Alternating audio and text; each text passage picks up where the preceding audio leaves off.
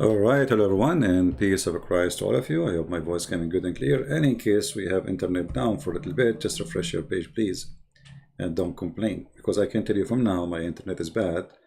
It's Sunday. I mean, people watching TV, etc. Blah blah blah.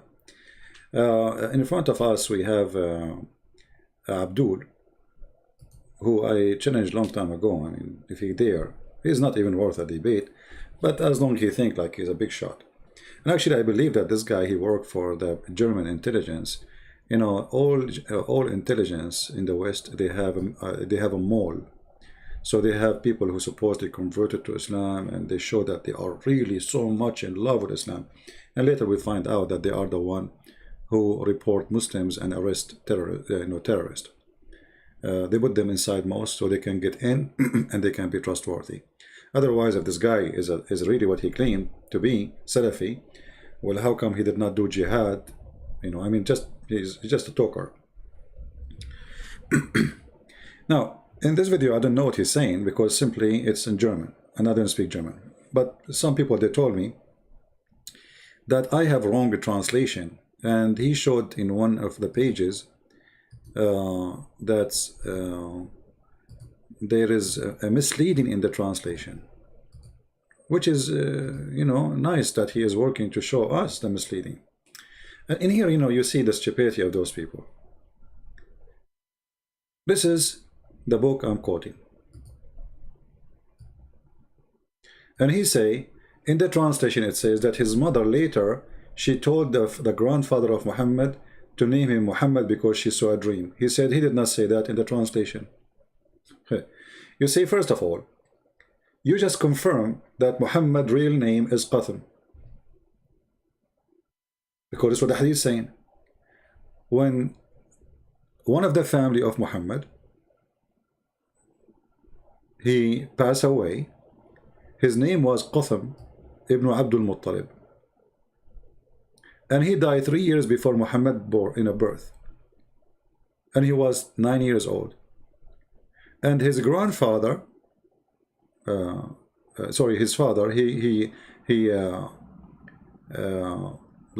was so sad because he lost him. And this is a tradition. When they get the second boy after the one who is lost or die, they name him by the one who just passed away. So it says here, so when Muhammad was born, he named him Qasim. Until his mother, she told him that she saw in her dream that should call him Muhammad. Then he called him Muhammad. But that will not change the thing, because his mother, she did not right away say to him, oh, don't call him. So he called him already Qasim. This is his real name. And it's very funny, you are saying, so we know that later his name became Muhammad. I mean, how stupid are you? Where is that dishonesty? We call him Muhammad today, but we are telling you in my book that the first name was given to him is Qasim, not Muhammad. And then he go to show you example of misleading. In the video, he mentioned chapter 5, verse number 347. As I know, there is no such a verse. I don't know how he got this number. I don't know where he got it, but obviously this guy is an idiot. I activated there's an option here. You can activate the script, open the script, and here you can see, because I thought the one who told me in the chat, I asked some people to translate to me, and this is what they told me. He said chapter 5, verse number 347. What is my proof? The book in the front of you. I mean, look at this. Look at those people, man. I just showed you the book of Asira. And you say to me, what's your proof? So look at this idiot. He said the chapter 5, verse number 347. Since when chapter 5 have 347 verses? But this is what happened. They are ignorant. They don't know how to read the Quran. And for the one who said, show me the proof, here we go. Let me show it to you again. This is the book of Asira, volume number 1, page number 131. And then he will give it to me, what is your proof?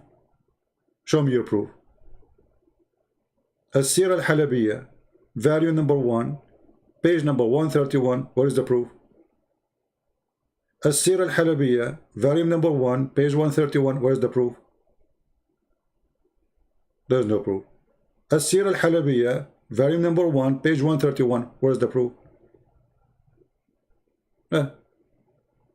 Now, we go back to the idiot who was quoting for me chapter 5, verse number 347. I mean, the biggest chapter in the Quran is the chapter of the cow, and don't have such a, like, I mean, but anyway, they don't know how to quote the Quran. Let us go there. So he said, and he is obviously, he's talking about different verses. He's an idiot. He do not know how to quote his own book. So he come to a conclusion that this is 347, verse number 347. If we go, you will find, I was trying to understand how he come with this number. I mean, where is this number coming from? This is chapter 5, verse number, mostly he's talking about chapter 5, verse number 48. And actually I asked people who they are watching the video if they can tell me what he's talking about, because what chapter 5, verse number 300. Anyway, so just to show you, he is saying that Allah don't deceive. This is the whole point. Allah don't deceive. Okay. We have tons of verses in the Quran. We can go from chapter 5, we can go to chapter 3, we can go to all chapters in the Quran. All of them, they say the same. But you know what? I'm not going to use my own translation. I will use your own translation. This is translation of whom? Be my witness. This is Yusuf Ali. Muhammad Yusuf Ali, a big sheikh. Shaky one. You don't want Yusuf Ali, we can choose one. Muslims, which translation you want? Guys, is my internet still coming? Because it's showing me that it is red. When the red light show, that's mean the internet speed is bad. Yeah. So this is Yusuf Ali. Okay, who is the one who caused to be astray?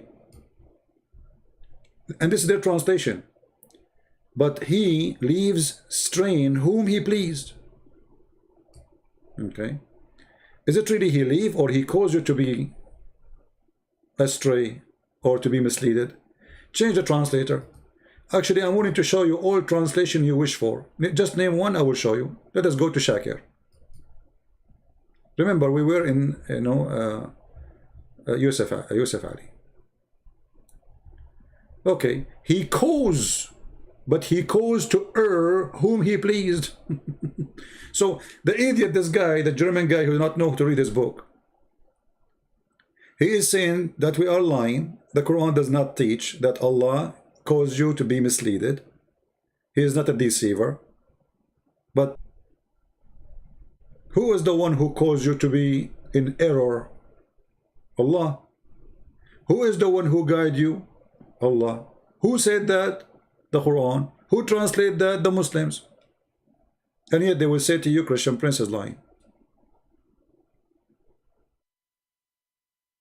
And now we will see a Muslim in the chat saying to me, what is your proof?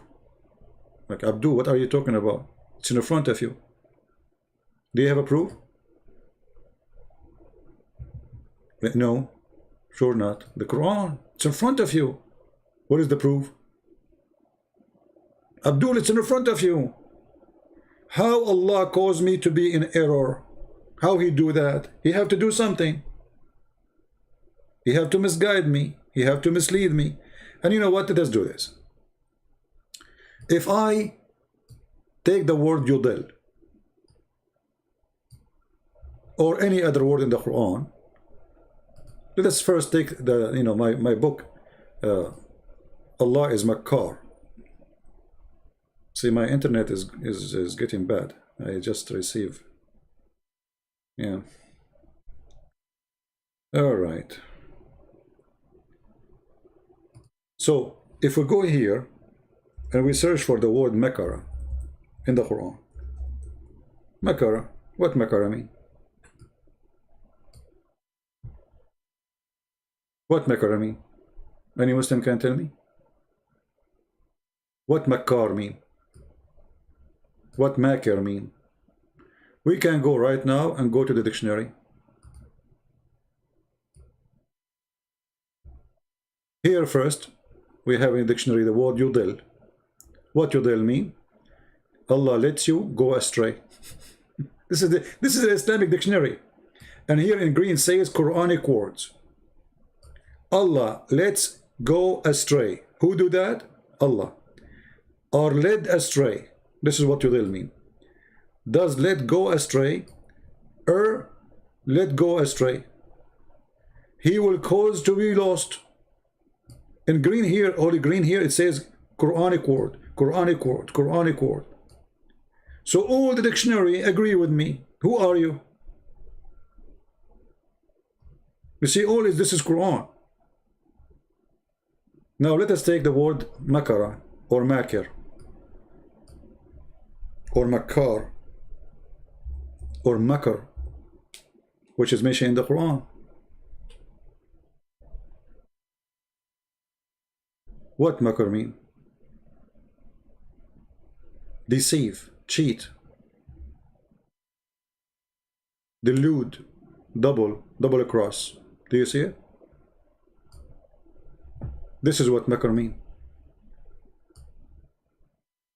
Let us take the verb of it, yamkur.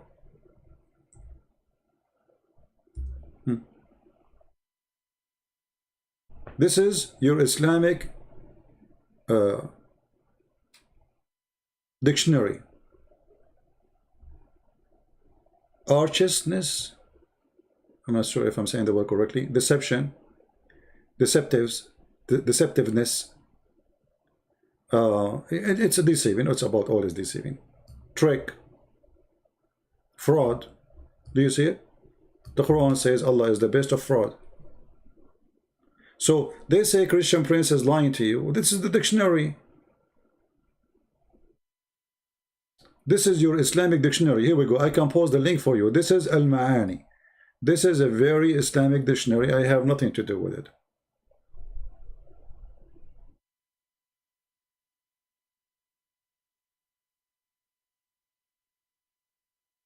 And when it's come to the Quran, it says plotted. Go and see what the plotted. Plotted is doing something in the hide, to hurt somebody, to destroy somebody. The conspiracy. Allah, this is what Allah do. Now, just to make it simple, post the link. Well, the link because I have the Arabic search, so it's not going to come. But we can do this. Hold on. Let me shorten the link. There's an option to shorten link. Shorten. Okay. Give me a second. Because always when you put in the search Arabic, the search will appear in Arabic, and then you cannot post it in, which means the link will have an Arabic word in it. Okay, here we go. You can use that website. You can copy any word from the Quran. There.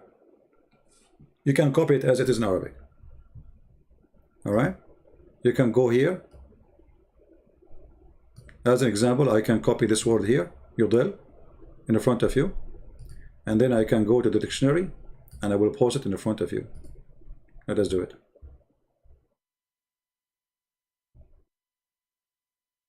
As it is in the Quran. Click enter. Here we go. This is a translation from the Islamic dictionary. Right? So did the Christian Prince lie? Yudil in Arabic mean to deceive, to fool, to lie to. Can you post the Arabic about Qatham? Yeah, we can, no problem. Let me shorten the link for you.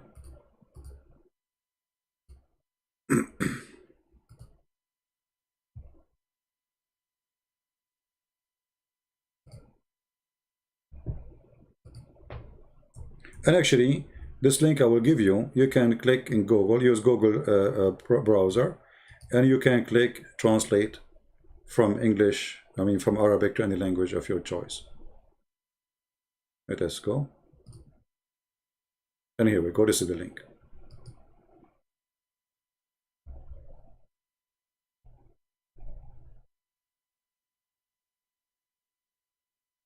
Well, in the manuscript, in the script, in the chat, it says 375.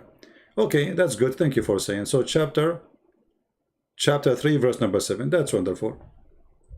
Thank you for the help. We will go right now to chapter 3, verse number 7. What do you think? And let us see the Muslim translation. And you read yourself. Right?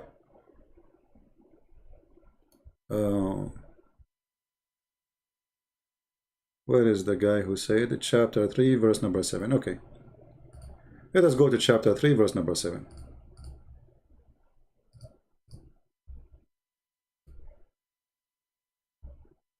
Chapter 3, verse number 7. Bingo.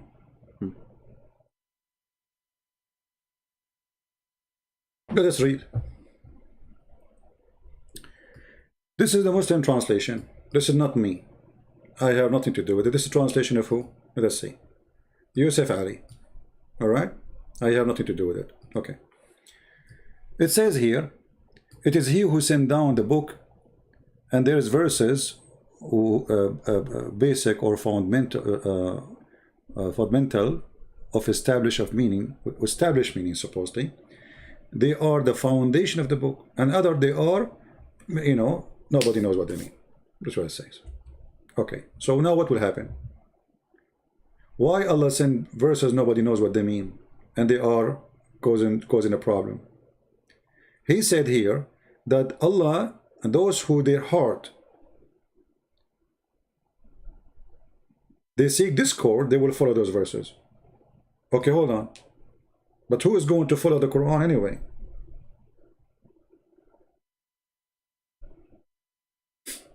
You know what I mean?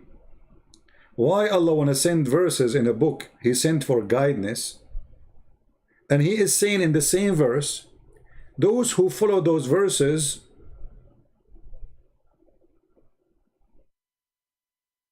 English is not true translation. So I don't care for the English, my friend. They say, I'm showing you your translation. This is the problem with Muslims. You see, I translate, they say you are lying. They translate, they say they are lying. So, okay, what we do now? We go to the Arabic, no problem. Do you speak Arabic? Here we go. It says, فَأَمَّا الَّذِينَ فِي قُلُوبِهِمْ زَيْغٌ فَيَتَّبِعُونَ مَا تَشَابَهَ مِنْهُ. Okay.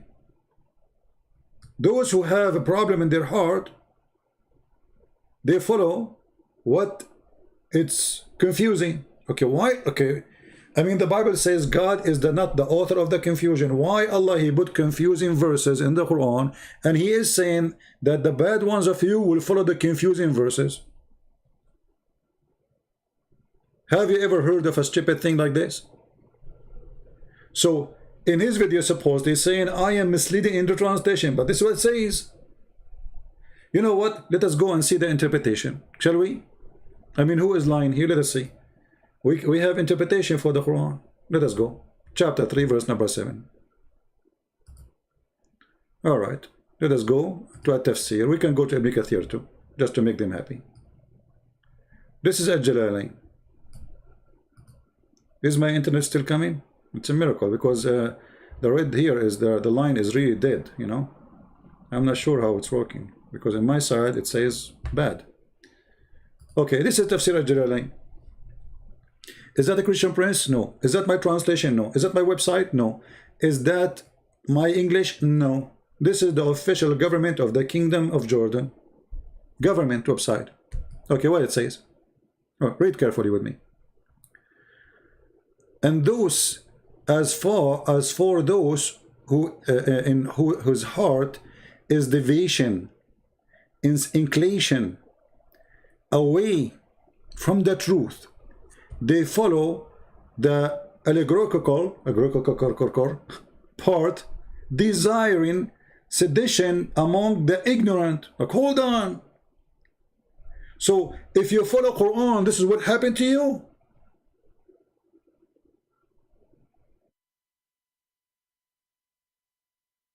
Guys, do you see it? And look, the Muslim now talking about Trump, he lose. No, my friend, Trump, he win. He did not lose. It's you Muslim who lost. This Biden will beat you shish kebab. Just wait. This is what Obama he did for 8 years. Trump, he was taking off his troops from Iraq, from Afghanistan. from Syria, from etc. Biden will keep them there, have fun. Stupid people. So look what happened here.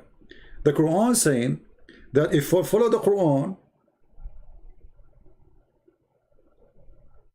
Allah have verses in the Quran for those who their heart is bad. So those who their heart is bad, they follow the Quran verses, and that will be make them misleaded. And they are saying to me, I'm lying. In this book, Allah saying, and this is the Muslim who is talking here, Tafsir al-Jalalain. In this book, there's verses will deceive you. Where we can find those verses? Muslims don't know. Which verses? We don't know. Where are they? They don't know. So the stupid guy, he is saying, I am lying. Allah don't deceive here. Well, you are a stupid idiot. This is your scholar saying, yes, Allah, he have verses in the Quran, which too many. And those who they have a problem in their heart, they will follow them. Now, if we ask this idiot, what verses are those verses? He will say, Allah knows best. And here you notice, this is a book of guidance, but in the book of guidance, there's misleading. Because this is what the Quran is saying.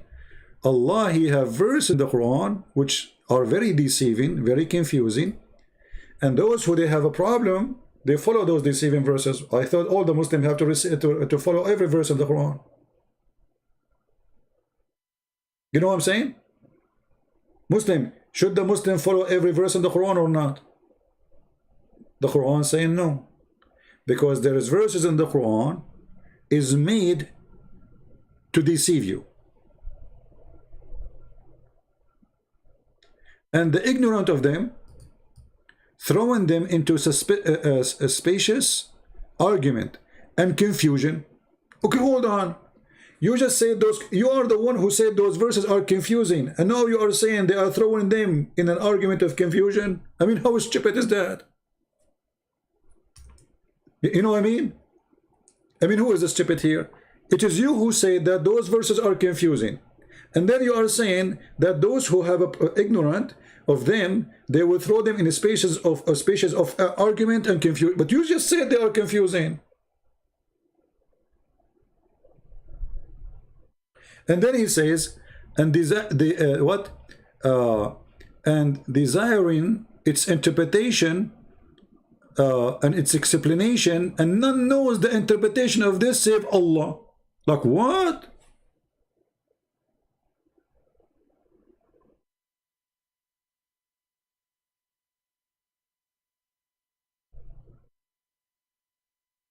You just say nobody knows what the meaning of those verses save Allah. Which verses? Like you see, if this God, he said verse number 1, verse number 2, verse number 10, verse etc. Those are confusing verses. Nobody knows that. Okay, so we will not touch them. We will not even try to explanation. But he did not say where in the Quran those verses. So what Allah is doing?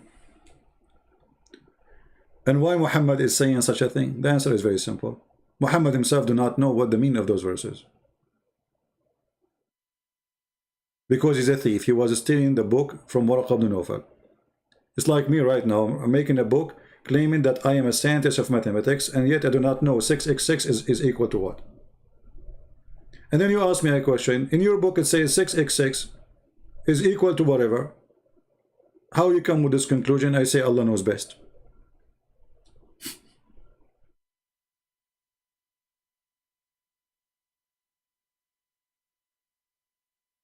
Anyone will start speaking about Trump, I will send you free shipping and handling. Our topic here is not about Trump.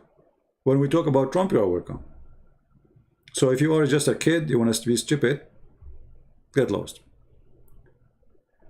CP, you are lying. Islam is really peaceful and makes sense. You read in Arabic. Well, Mr. Grich, can you tell me how it makes sense that Allah, he's saying to you in his book, there's verses is made to confuse you? And yet he did not tell you where those verses. And he says, when you those who give them interpretation, they are bad people.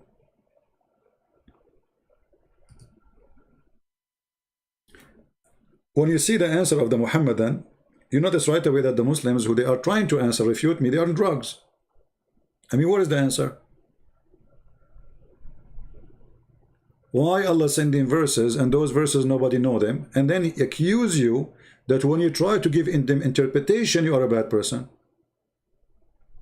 How we can find the bad? Where we can find them? Do you have a list of them?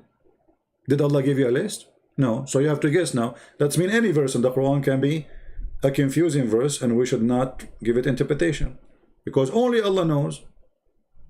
It says it clearly, only Allah knows the meaning. Okay, how we know which one of those verses? Muslims, which verses only Allah knows their meaning? Did Allah say to you? Did Allah give you like a chapter says this verse and this verse and this verse? Only Allah knows their meaning? No. So how he can accuse you that you are ignorant for trying to give interpretation for a book you believe in? Because remember, he is accusing who? Accusing Muslims, not those who they are not Muslims, because I don't follow the Quran.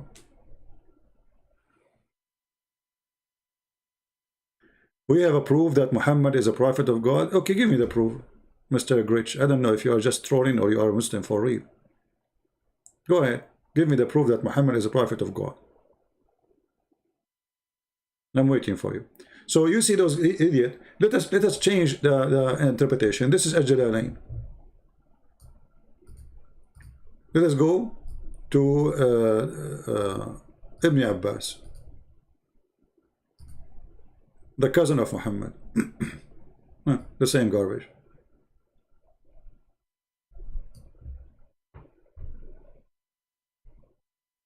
And they are guessing which verses.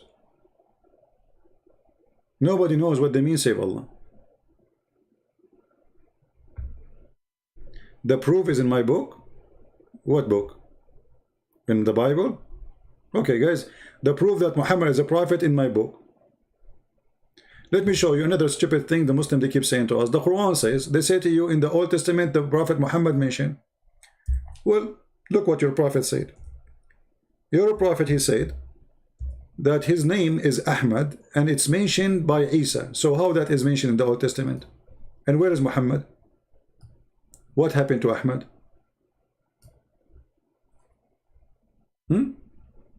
This is supposedly Isa, the one we do not know even where Isa coming from, saying there is a messenger will come after me, his name is Ahmad.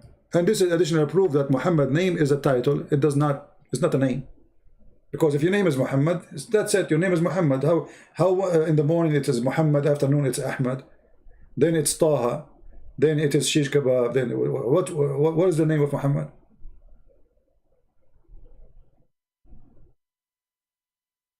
Is his name Taha?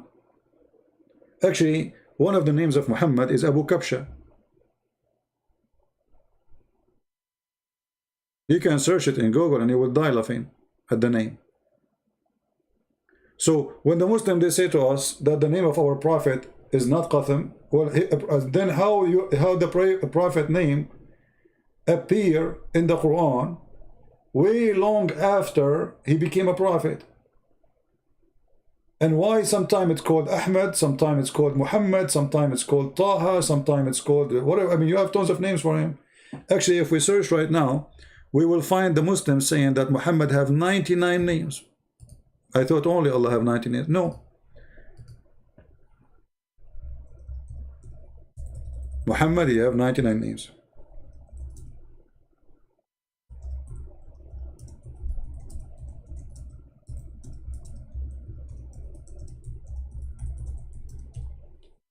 Why he have 99 names? He is Allah? Exactly. Muslims trying to make their Muhammad Allah. Allah have 99 names. Muhammad, he have 99 names. So here we go. This is the page, read it. The 99 names of the beautiful names of a Prophet Muhammad. Have you ever heard of a stupid thing like this? All those names are the name of Muhammad. So this is not his name. And look at the name Muhammad. The name Muhammad is a blasphemy against God because you call him the praised one. Well, the praised one is God.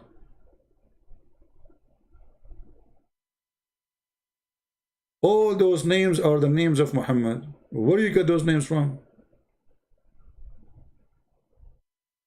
99 names. Allah have 99 names. Muhammad is equal to Allah. All right. Consider turning off my star. What star? What star picture? I'm not sure. You mean the news? The news line? I don't know what you mean, the star.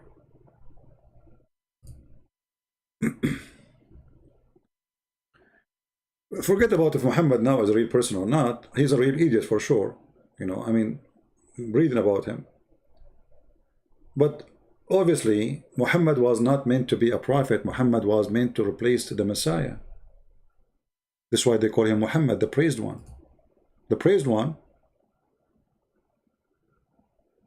Okay, when my screen go off, what I will put for you? A dancing girl?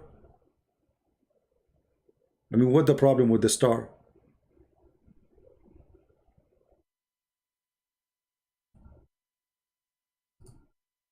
It's a star. Don't look.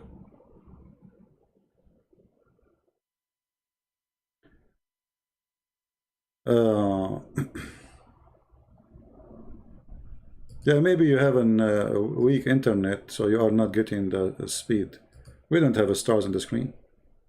So anyway, we have tons of verses in the Quran saying all of them that Muhammad, God, is a deceiver. And obviously, let me show you a very clear example of Allah is a deceiver.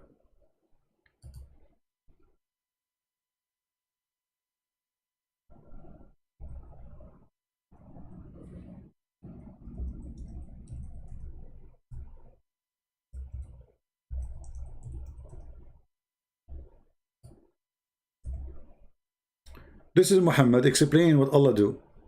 And he say that Allah, he wrote for you a destiny before he created you.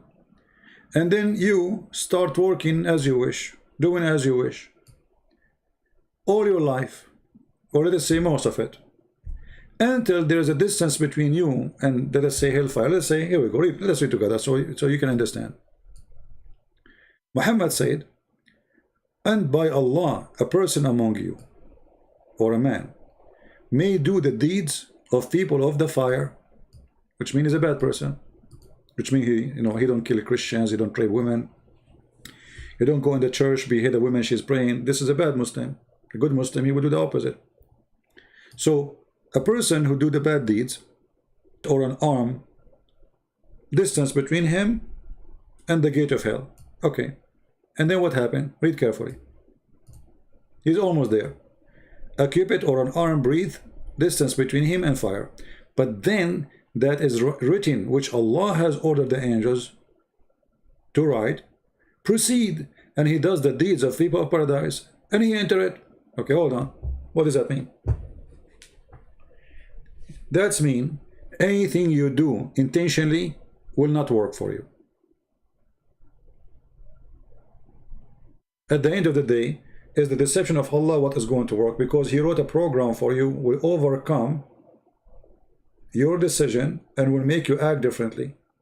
And then you see Muhammad the opposite saying, read carefully, and the man may do the deeds of the people of paradise till there is only a cubit or two between him and paradise, and then that is written, proceed, and he does the deeds of the people of hellfire, and he enter it. So the guy praying all his life, worshipping Allah, joining the Mujahideen, shouting Allahu Akbar, he hate the Christians, he hate the Jews, he hate the Hindus, he's a perfect Muslim. And then what is written by Allah will take over, and then he start acting differently, so he go to hell. He was almost going to go to heaven by his act, but what is written by Allah will take over. But isn't this a deception? Yes. Why? Because the Quran says, if you do this and you do this and you do this, you go to heaven.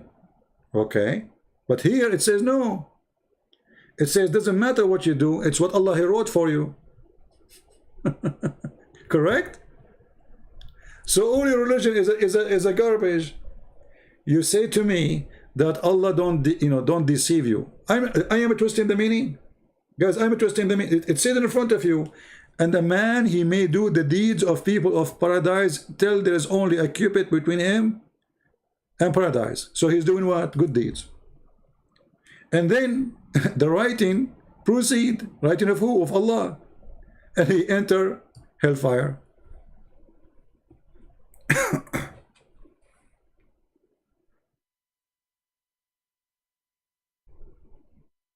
What is this?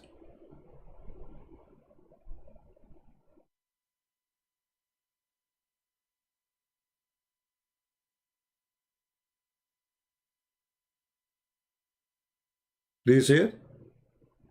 Tell me now I am switching, I'm changing. Keep lying to yourself. So yes, Allah is a deceiver, because in the Quran, Allah says to you, those who do this and do this and do that, they have no worry, they go to heaven. And then we find that all of this is a garbage. And this is what is called destiny in Islam.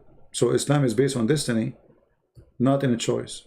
And this is what you do. It's what Allah wrote for you. Read it carefully. And another one, he act the way of the citizen of hell, until there remain between him and hell a distance of a cubit, and the writing of destiny overcome him, and he began to act like people of paradise. So he's not a good guy. This guy is a bad guy. But Allah wrote, this guy should go to heaven. So what happened? He start acting differently against his own will, and he go to heaven. Do you see it? So is Allah a deceiver? Yes, because he lied to us. He says if you pray, if you believe, if you say shahada, no, it's destiny. Where is the shahada? You say shahada, you don't say shahada, it doesn't matter. It's what Allah wrote for you.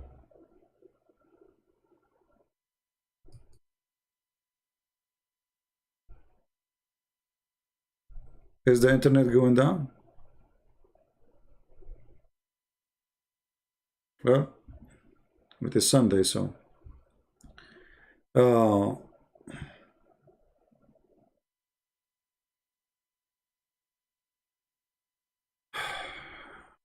at this.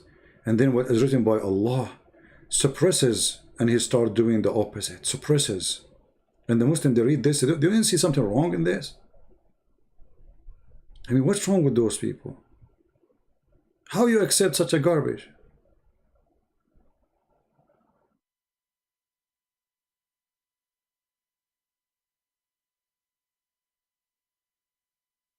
And look, Muhammad, he say if you commit adultery, in Islam you can do adultery, but you have to do it legally. As an example, you can do muta. You can have 4 wives. All of this is a form of adultery. You can rent a woman, you call her a wife temporarily. Elevator wife, stairs wives, bedroom, hotel wife, for a day or a night or 2 few hours. But look at this. Even when you commit adultery, Muhammad, he says we punish the one who committed adultery. Why you are punishing him? Because he committed adultery. Okay, but isn't it you who said that Allah, he wrote for you how much adultery you would do? So it's not a choice. Read it. Muhammad said, verily Allah has fixed the very portion of adultery which a man will indulge in, and in which he of necessity must commit. Do you see it? Is adultery a choice? According to Islam, no. So why you are punishing me?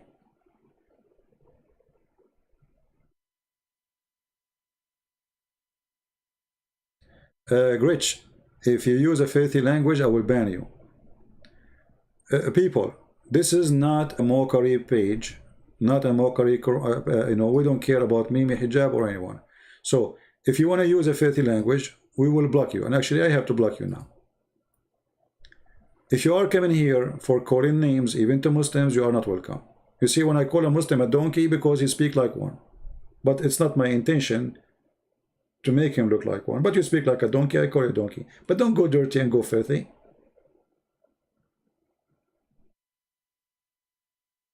Actually, when I say it, because I'm upset. When I say to a Muslim, you are talking like a donkey, not because I hate him. I'm not trying even to insult him. I'm trying to make him wake up.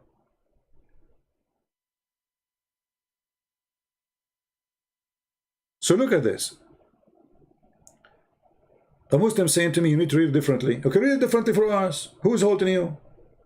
Guys, you need to read it differently. It says necessity to commit. I mean, what differently? I mean, look at those people. They are the one who publish it. They are the one who translate, and they say to me, read it differently. Which he of necessity must commit.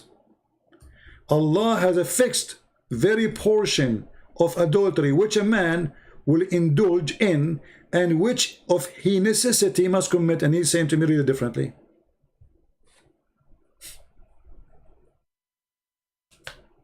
So even when you have sex with a woman, she is not yours. It's Allah who made you do it. So why you are punishing him? Who's the stupid here? You are doing it of a necessity. It's not a choice. He wrote for you a fixed very portion. A Muslim woman, she called TV stations asking the sheikh. She said, I became old and I'm afraid I'm not going to get married. What the sheikh, he said to her, don't worry. The Prophet said, Maktubun ala kulli farjin ismu nakihu. It's written in every vagina the name of the one who will if it. So he's trying to cool her down. Don't worry, you will get somebody to if you. Excuse my language. Can you believe it? In TV. The woman, she is worried. She is getting older. Nobody will marry her. He said to her, don't worry, it's a destiny. It's written there. It's written in your vagina, not in the side of the in the vagina. And I changed the Muslim to say to me, you're lying. It is written in every vagina the name of the ones who will if it. So if a woman, she work as a prostitute, she would have yellow pages there. It's written there? Yes, brother. Why? Because destiny.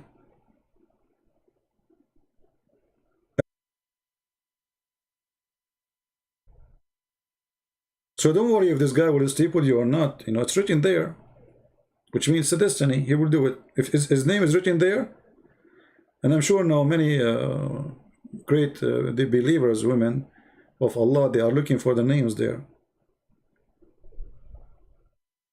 Go check it out. Take a picture, see something, you know, zoom in.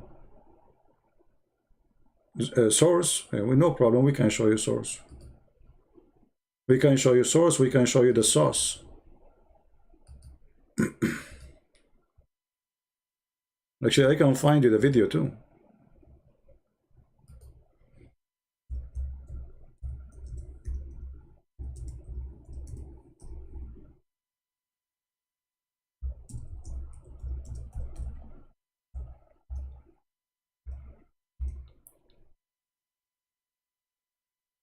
Here we go.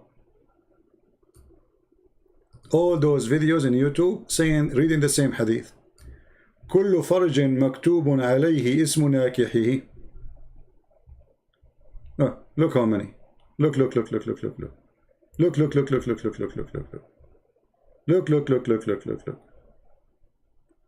Oh boy.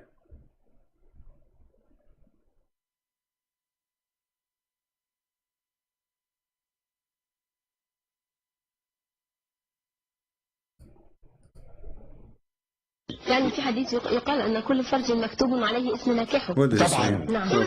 حتى لو عايز في الحرام، حتى لو الحرام مكتوب. لا، هو كل شيء مكتوب. حتى لا، ما هو ده يؤجر وده يؤجر. نعم.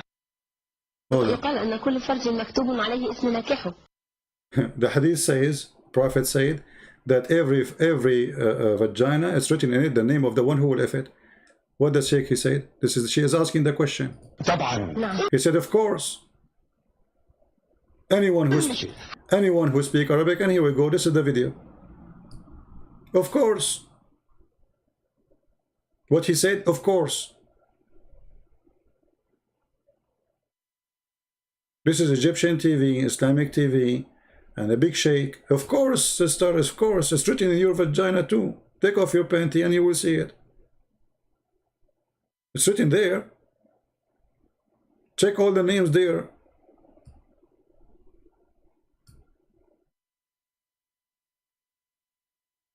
I mean, this is TV. I mean, they have no shame. I mean, how those women, you know, they dress, so when you see those, you know, they dress like as believers, you know, she have hijab. I mean, how a woman, she have a decency, she will read even the question.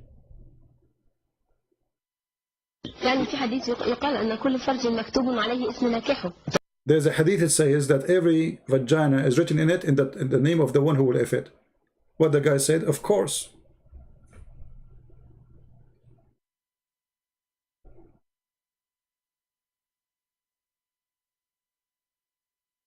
It's written there. I don't know where's my name is written. TV is not approved? Yeah, TV is not approved, but this is a hadith. This is the sheikh. The sheikh will not say, you see, I'm showing you from a sheikh, not from a website. And now you are saying it's not approved. No problem. I can show you the reference.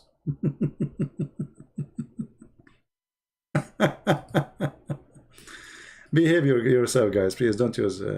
You see, Islam is dirty language, and we end like speaking like, you know...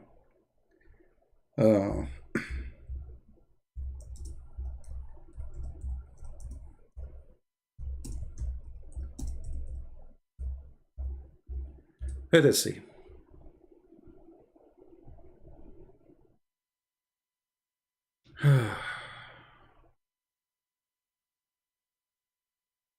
And for sure,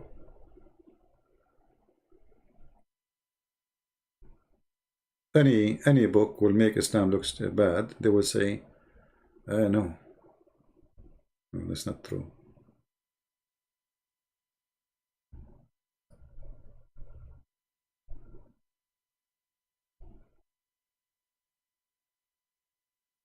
Not true, brother.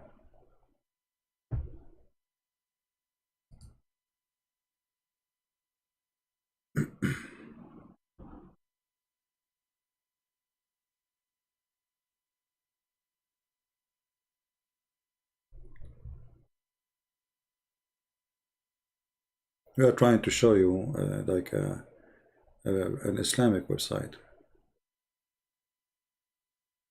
But as you see, the Muslim already, he agreed. The Muslim sheikh, he agreed. Yes, you know, he said, of course.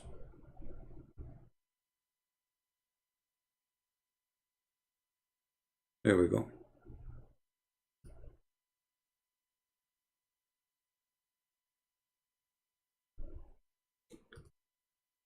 لأكون مع الصادقين, the name of the book, page number 135. It says here,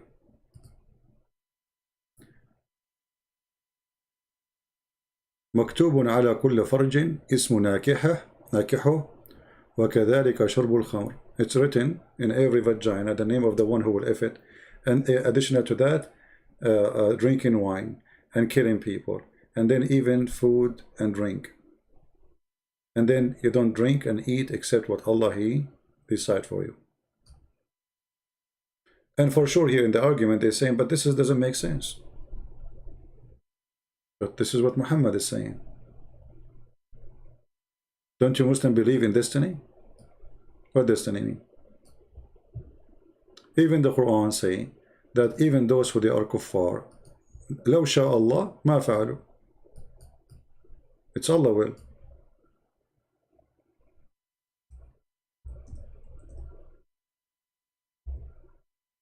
Read carefully.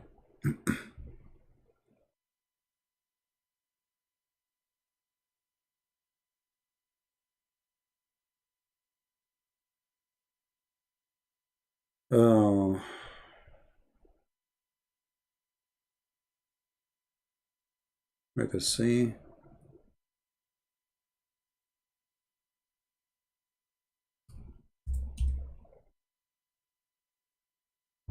Read carefully. Huh? Let us see.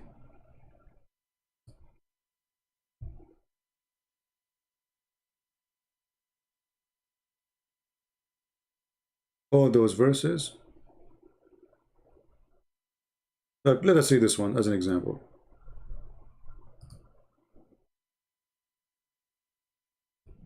If Allah want, if Allah will, He will make you all one nation. But it's not His will. Allah, He, I don't know what to say, what the word, like He cursed you by making you many nations, and you are different, you have differences. So read carefully here. This is the Muslim translation. Okay, if Allah had so willed, He would, which means one religion, not nations. But His plan is to test you. So who is the one who made you many believe? Allah. And this is the Muslim translation, not mine. And in Arabic, it doesn't say to test you. It says liyablukum, which means a curse. Bad things. It's a curse.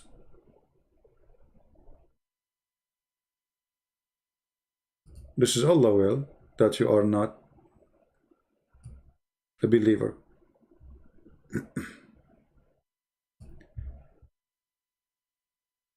Read here carefully.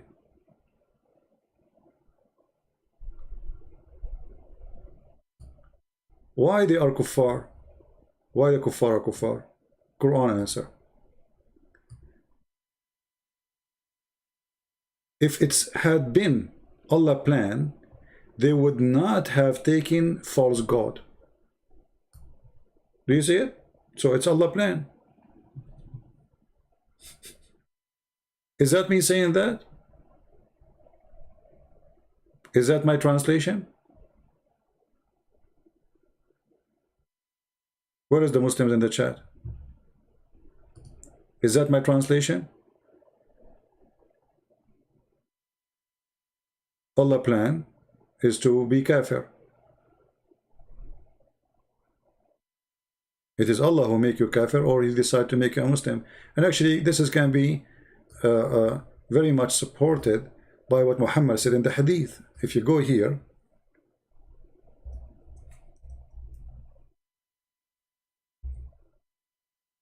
there's a hadith about a child, a baby child who died.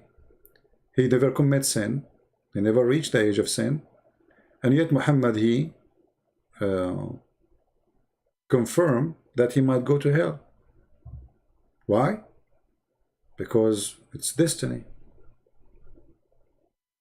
Read it. Do you see it? Aisha, she said to Muhammad after a funeral of a child, she said to him, he will be a bird from the birds of paradise. Why? Because he commit no sin. He has done no evil. And he's been too young for that. Muhammad said to her, don't be stupid. Allah wrote the destiny when they were in their father backbone. See it? But this is a baby, he's an infant. He did not commit any sin. Yet he might go to hell. So this is all is deception. That's mean you believe, you worship, you commit sin, you don't commit sin, doesn't matter.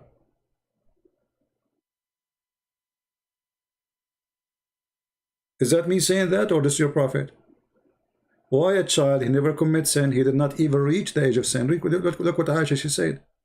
She said to him, Aisha, she said, Allah Messenger, there's a happiness for this child who is a bird from the birds of paradise. For it commit no sin, nor has reached the age of when one commits sin. That's perfect to go to heaven. I mean, who is perfect more than this baby to go to heaven? No one. He's pure innocent. He said, Aisha, peradventure, it might be the otherwise. How this can be the otherwise? Find that on Apple Music.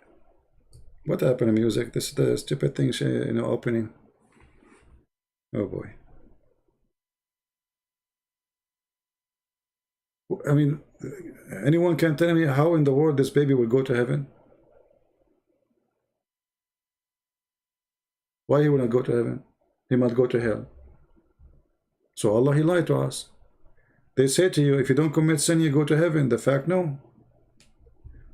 Different hadith. Just to show you the stupidity of this man, his name is Muhammad. This guy is all over the place. He's like a guy who ate too much, I mean, damaged food, and he have a diarrhea, big diarrhea.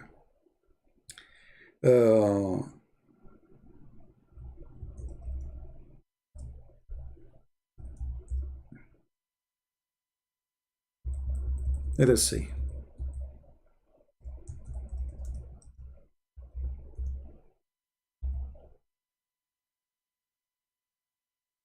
It's a metaphor? Oh, okay.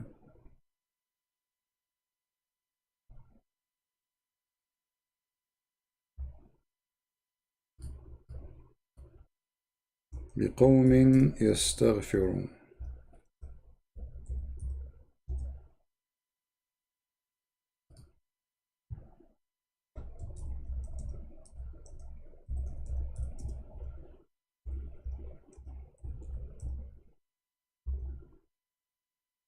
Let us see.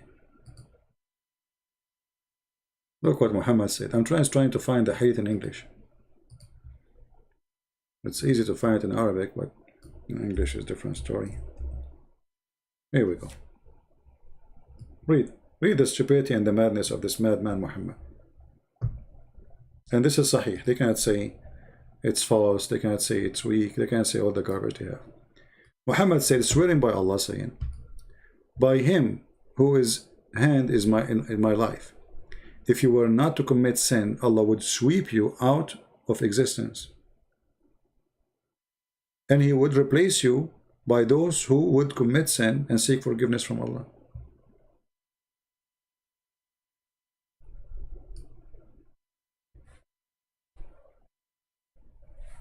Islam teach everything against the Bible teaching, actually against itself, because isn't the Quran agree with the story of the flood of Noah? Why the flood of Noah? Why we have judgment day? Why we have punishment? Because we commit sin. Judgment day is coming regardless if you ask for forgiveness or not. What this guy is talking about? I mean, this guy is mad. He's all over the place. He contradicts himself. So if you don't commit sin, Allah will kill you. Why? What is the problem? If you don't commit sin, you're a perfect person. That means you are worshiping God. Because not worshiping God is a sin. That means you are not cheating. That means you are not lying. That means you are not killing. That means you are not stealing. So what is the problem? No. Allah, He wants people to commit sin. For He is mentally ill. He is obsessed with people crying, asking for forgiveness. Please forgive me. This is what He wants. You don't commit sin. Allah is unhappy. Allah is lonely. He want to wake up every day in the morning. Hear millions of people saying to him, please Allah, forgive me. But if you don't commit sin, He will not say, please forgive me. That doesn't work with Allah. This is a person who is sick. People, don't you agree with me that this is a person who is sick? Imagine you have a father. And this father, he will kill you because you did nothing wrong. And he would like to have a son who commits sin every day, and at the end of the day he says, please Father, forgive me.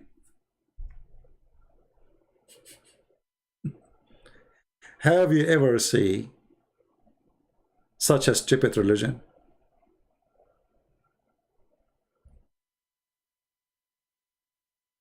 Have you? And then they will say to you, this is false translation. But this is not my translation. So yes, Allah is a deceiver. Yes, Allah is a fraud. Allah is sick. Allah is the devil. This is a behavior of the devil. A guy with the two horns in his head. He is just making fun of us. He is playing us. He is lonely. He is abusing us. Commit sin, so you can cry for me. Come on, do it. Yeah. Kiss my shoes. Yeah, Okay, now I forgive you. Go. Okay, now next. But if you don't, exactly according to the hadith, Allah, He is the one who deceived Adam and Eve. So the story is endless. And I say to you, you have to be mentally ill to believe in such a garbage. Now, you want to believe, you don't believe, this is your business. But it's obvious. This book is a stupid book. And garbage in, garbage out.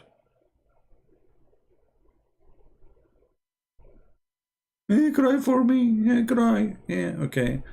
Who commits sin today? Come to me, come on, come on. Okay, bow down, bow down. Yeah, okay, kiss my toes, lick my toes. Yeah, yeah, wash your ass before you talk to me, okay? Yeah. In the morning, put water in your nose. Okay. 5 times, you do it 5 times. Okay, now, okay, you did all those things? Okay, I will forgive you. Okay, come back tomorrow. Tomorrow you come back for the same garbage. You commit sin because now you don't worry about it. You do as much as you want. Just do sin. Ask Allah for forgiveness. Bingo. You are done. Right? Done. That's what he's saying. It's in front of you. And if you don't commit sin, Allah will destroy you. So there's a Muslim woman, a convert woman. She married a Muslim man, and those women are obviously they are suffering from a problem. It must be lonely to the point you are willing to marry such a person from such a religion who believe in beating you. Something wrong with you. So anyway, in the website, maybe I can find it actually. Hold on. She's asking the sheikh that her husband, he did lie to her. Let us see.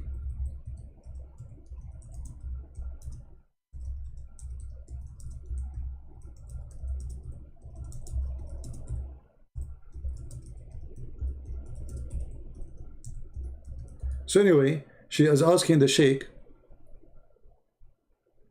about the husband lying to her about marrying a new wife. I found one, but I don't know if this is the same one. Let us see.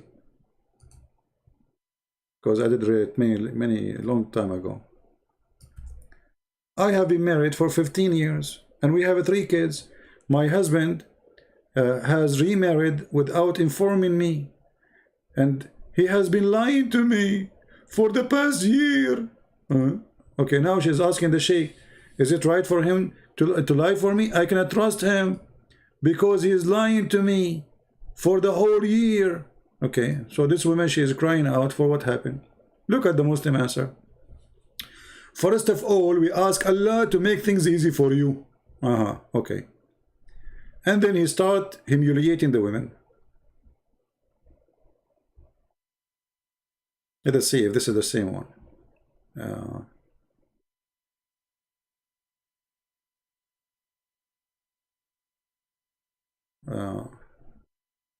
Firstly, the husband is allowed to marry a second wife, provided that he just been between 2 wives. Okay, and then he says to her, lying is a compatible,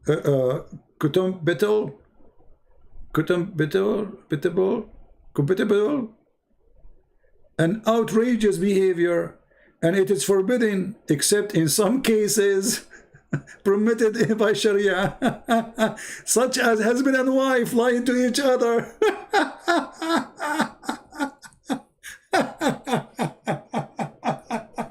Brother, lying is forbidden in Islam, but it's permitted in some cases in Sharia. Okay, like what? Lying to the Christians, lying to the Jews, lying to the Hindus, lying to the atheists, and wives and husbands lying to each other. And this stupid woman, she is asking, he's lying to me. He's not a good Muslim. And then he shocked her, saying, he can't lie to you, you stupid idiot. He can't lie to you. Who said he cannot? And you can lie to him too. And now they will say to me, the Christian prince is lying. Who won the fatwa? Who won it? Who won the link? Ladies, don't you want the link to show it to your friends? Who want to marry a Muslim man? He don't feel guilty if he lie to you. He can go sleep around. He don't have to tell you. It is his right to lie to you. And it's your right to lie to him too.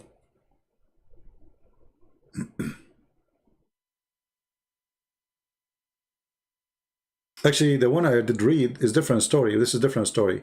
But I just searched in Google about this. Prophet said it's permitted to lie for people to lie in 3 cases.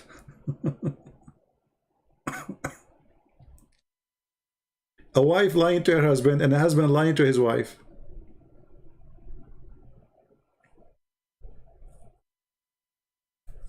Huh? I mean, it's wonderful. It's so lovely. Oh boy. I want to be a Muslim.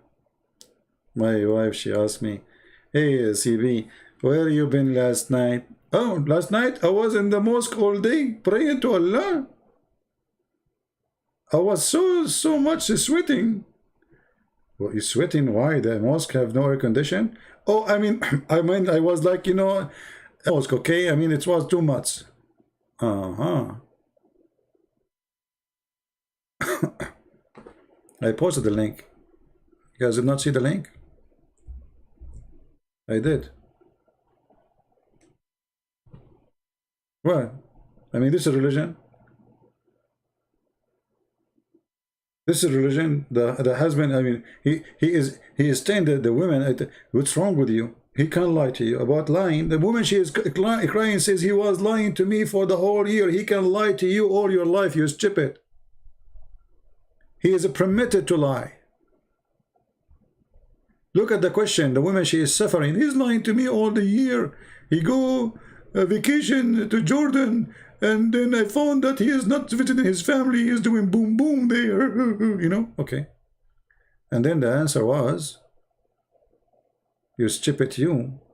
You don't marry, you don't know you are marrying who? You are marrying a Muslim.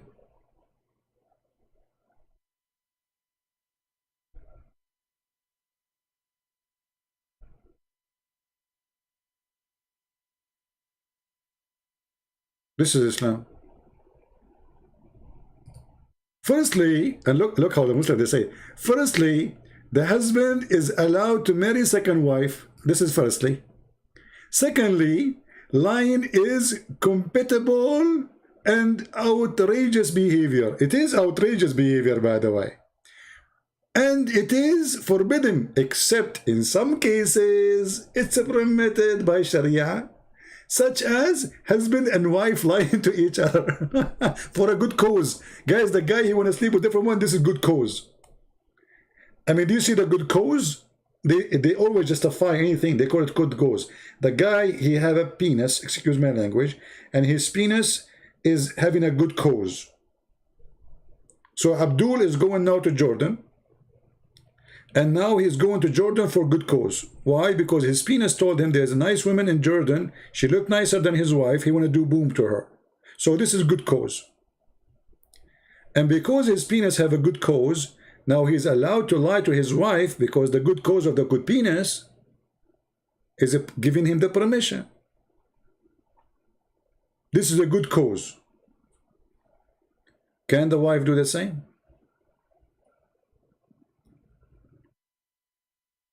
You know, once a Muslim neighbor, she told my mom, she asked her, why you keep changing the you know, the house furniture, the curtains? I mean, you just installed one 6 months ago. You will see their furniture, they get damaged so fast. I mean, they just bought the furniture. So what's happening? She said, if I don't do that, my husband will marry another woman. The second he have some saving, he will go and get a new one. So I have to keep him exhausted, have zero money in his pocket. This is the truth. They will keep complaining. They put a cigarette in the curtain. They put cigarette in the couch. They put cigarette everywhere to damage that. So he will buy a new one. He will not have money. Otherwise, if he have money, he will find a new woman, brand new, zero mileage. Excuse my language. This is Islam.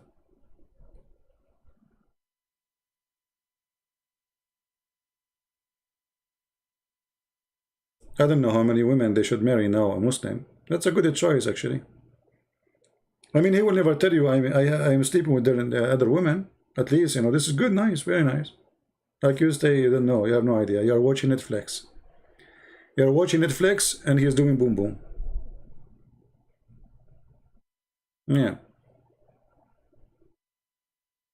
Anyway, I think we have enough for today. Don't forget to download the video.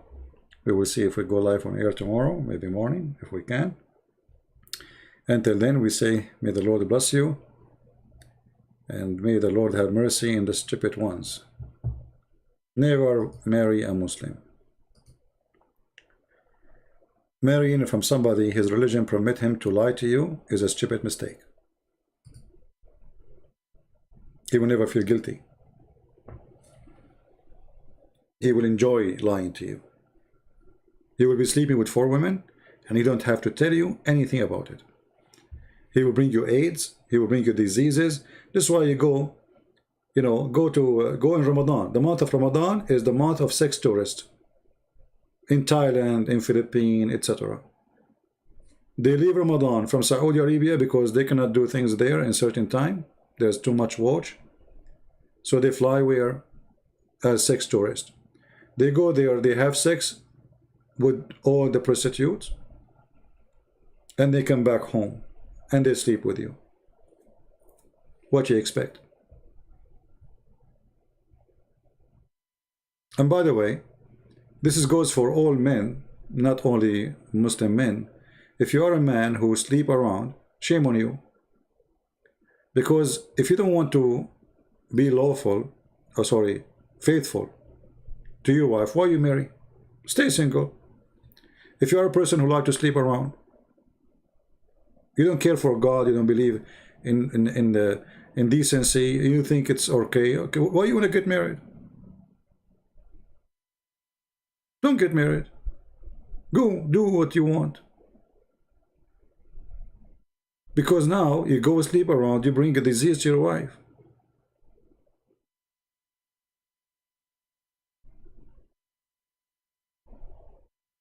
Very disgusting behavior.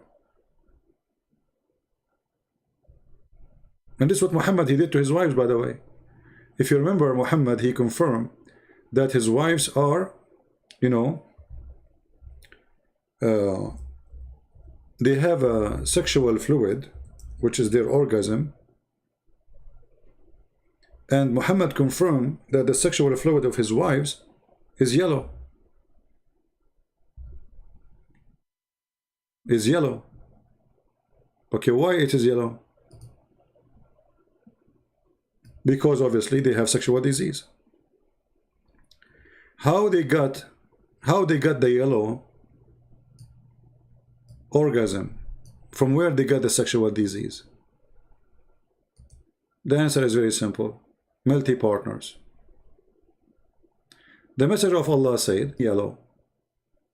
Ask any doctor when the woman she will have a sexual fluid which is yellow. Go check right now. Search Google. And that's mean all the wives of Muhammad, they have a sexual disease, including him. Otherwise, why Muhammad is seeing only women having such a thing? That's mean every woman he sleep with her, she have the same issue. We have a Muslim, his name is Muslim Prince. He says, Al-Islamu huwa al-haqiqa. Islam is the truth. Okay, is the truth, yeah. Who said that shaitan is not true? There's a shaitan, correct, guys? There's a shaitan, we believe. There's evil, we believe. Who said that shaitan, evil is not a truth? It's the truth. There is shaitan. There is angels. So when you say Islam is the truth, Islam is the truth evil. And the proof in front of you. Your prophet is the devil himself. And we prove it, obviously. You know, when a person, he make verses in the Quran, and he claimed that Allah told him, any woman you wanna if her, she is welcome. Islam is the truth.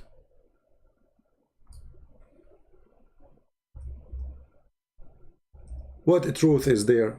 The truth is that Muhammad is a horny man using God to control you. He is the devil. Look at this verse. long verse only about women who Allah made lawful for Muhammad to have sex with. Nobody left.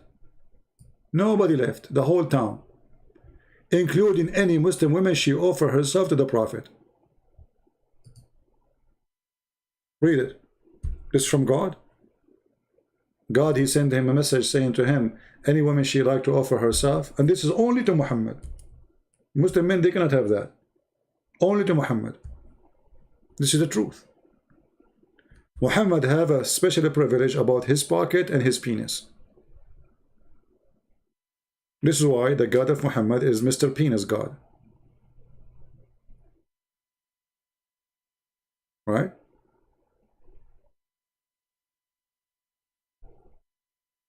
They are not jihadists, they are a bunch of kids. If they are jihadists, they will go and join ISIS, but they are coward.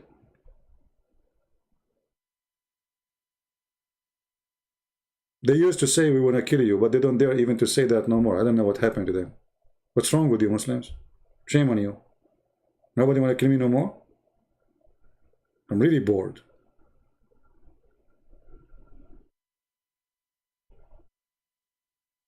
What's wrody with you? I used to receive like 10 messages a day at least, like we will kill you, we will find you, blah blah blah. No, nobody is doing that no more. What's wrong? We need some entertainment.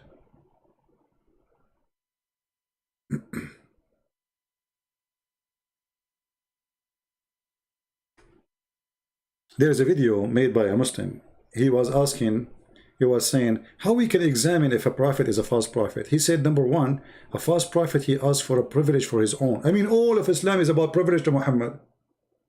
Muslim can have only 4 wives, Muhammad have unlimited. Muslim, they cannot have offer of a woman give herself, Muhammad he can. Muhammad have the best of the booty. Muhammad he had the biggest TV. Muhammad have the 5th of the booty. Muhammad is the highest rank for Allah. The Muslim, they have to pray to Muhammad, asking Allah to give him the highest rank. I mean, everything is about Muhammad. Muslim friends, you know, either you post in English or get lost. Let me block you. He's praying to Allah, may Allah punish you in the grave. I mean, look how stupid you are. You're a prophet, he promised you that 99 dragons will go inside your anus. And this is why Muslim Sunni, when they die, they push a piece of cotton and clothing inside their anus and they push it hard with a stick. Why? Because Muhammad, he said, a blind dragons will go inside the grave and they will go inside your ass. This dragon have 99 heads, each head have seven heads. 99 head, and each head have 7 heads. All of them in the anus of Mr. Muslim Prince. There's a hadith about a Muslim who passed away. I don't know if anyone have it in English. If somebody have it in English, post it. The guy, he died. And then the Muslim, they are confused about if he's dead or not. One of them, he said he is not dead. The other, they said, no, he's dead. He said, no, he's not. He said, okay, how you know? He said, put your finger in his anus. And if it is cold, he is dead. If it is not, he's not. And then everybody was attending the funeral, start placing his finger in the anus of the Muslim man. Can you believe that there is such a hadith?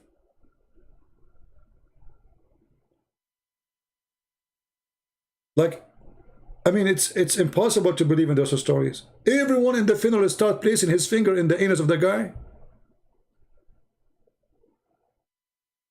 And why they are doing that? They want to prove that this guy is not dead or is dead.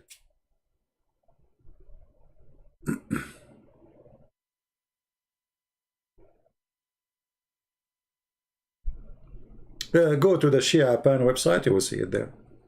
It's called Shia Pan. I think the page, the article called, because they have it translated, you know, those hadith are in Arabic. Let me see if I can find it. Muslim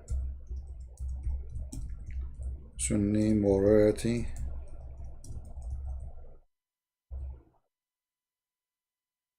Okay, I think you will find it in this page. If not this page, in that website with a translation. Here we go. Shia Pan, this is a Shia website, but they are quoting for you authentic stories from Muslim Sunni books. Sex with watermelon, masturbation, female sex toys. I mean, you name it.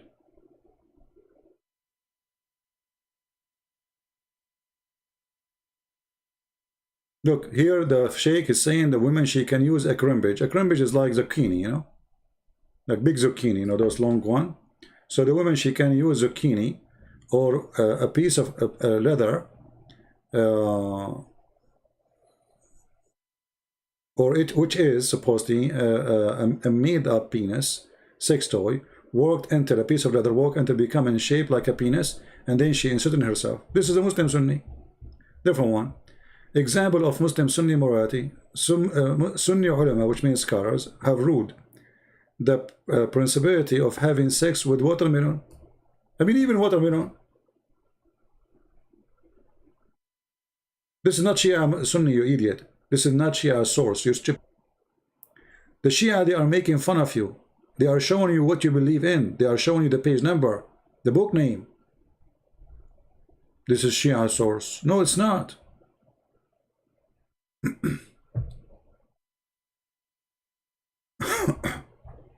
Having sex with watermelon. And then the Shia, they are asking a question to the Sunni, says, well, it seemed that Nasibi, they call the Sunni Nasibi, logic having sex with as many women as one can afford, utterly immoral.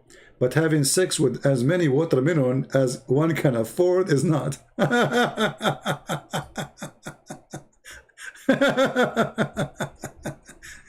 Oh boy, I was going to leave soon. What happened?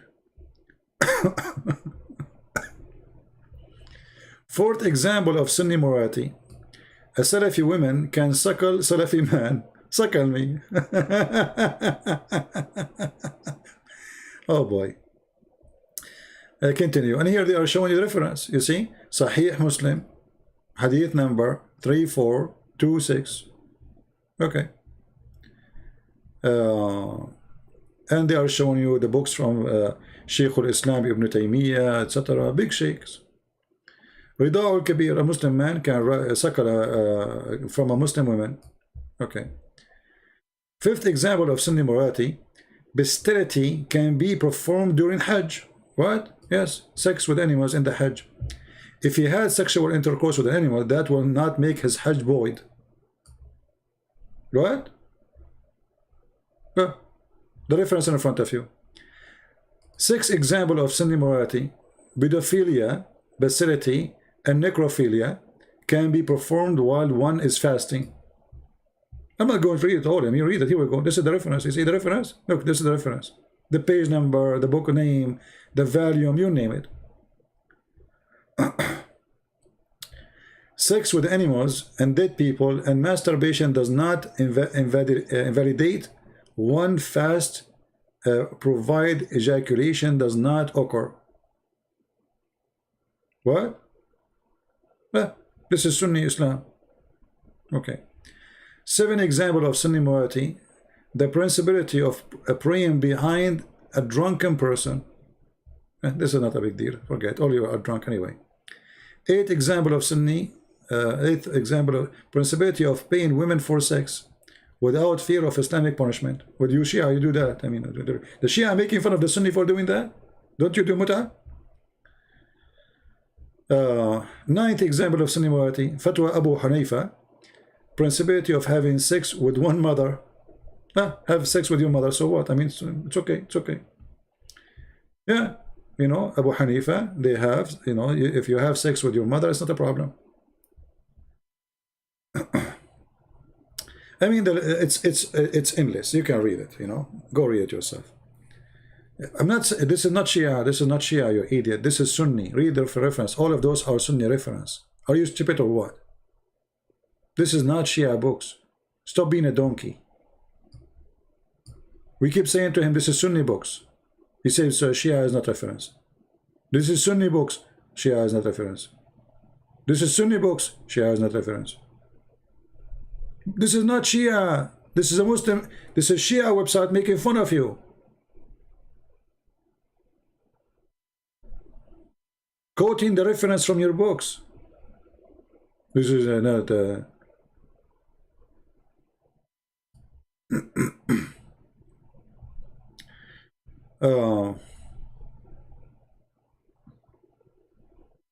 Yeah, Aisha actually she used to have a like a consulting show for sex toys and sex. Look, Aisha give sex advice for Sahaba. Expert, she's expert. Sunni morality. Rasulullah would give sex advice sessions to Sahaba in the presence of Aisha. He's teaching his friends how to do boom boom in the front of his wife. Okay. Here, example of Sunni morality. Muawiyah, legitimate, okay, adultery of his father.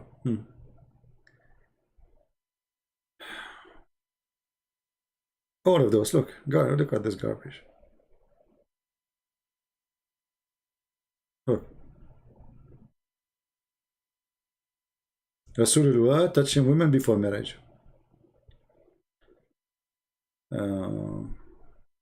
Yeah. But one of the most funny ones is this one. 21st example of Sunni morality. Omar placed his hand in the camel anus.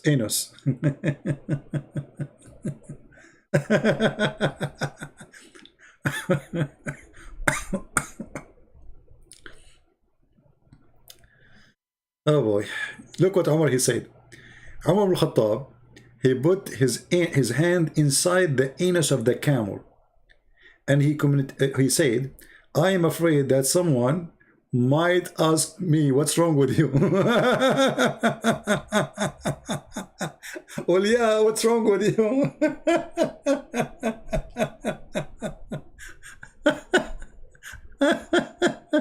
What are you doing there? Are you looking for the keys of your car? Why your hand inside the anus of the camel? What are you doing there?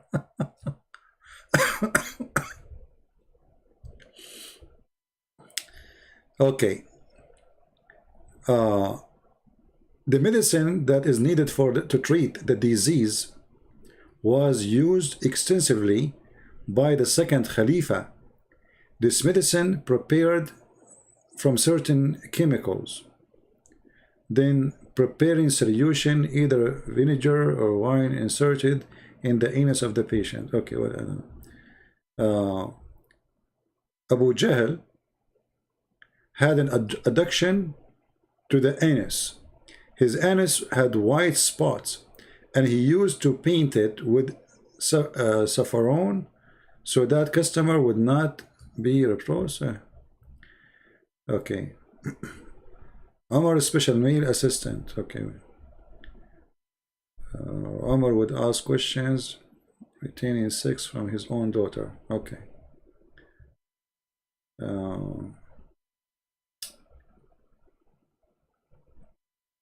Sunni method.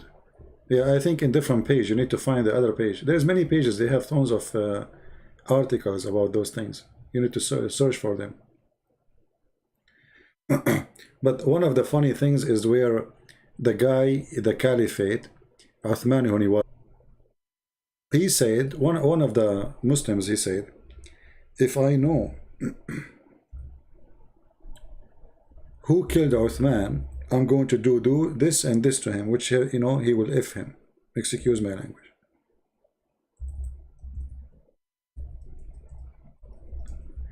A gay, he heard the man saying that. So he put his hand up and he said, I am the one who killed Uthman.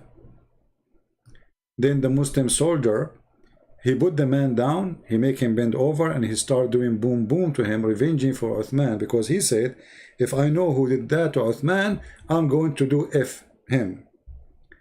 Then the homosexual underneath of him, he said, if I know that killing Uthman will get me into this, I would love to kill Uthman every day. You will find this story in the same website, is there with the reference. He said, if I know that killing Uthman will get me into a punishment like this, which means somebody doing boom boom to him, I would love to kill Uthman every day. Every day.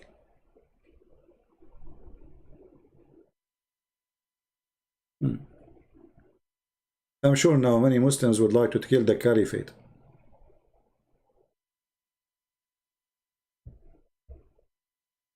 But I don't know where is the story in this page. Let us see if we can find it.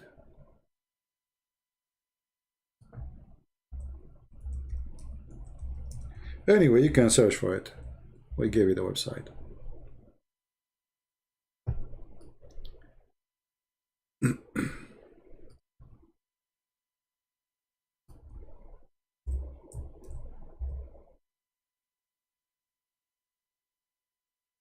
Maybe here.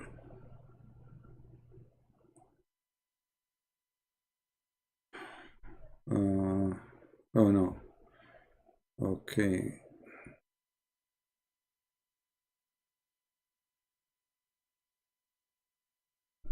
But here they are confirming that the caliphate are homosexual too. And calling like Muawiyah.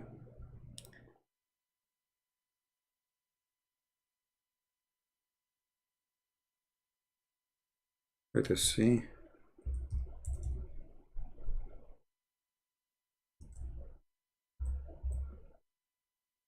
Yeah, I think it's in different page, not in this page, because I cannot find it.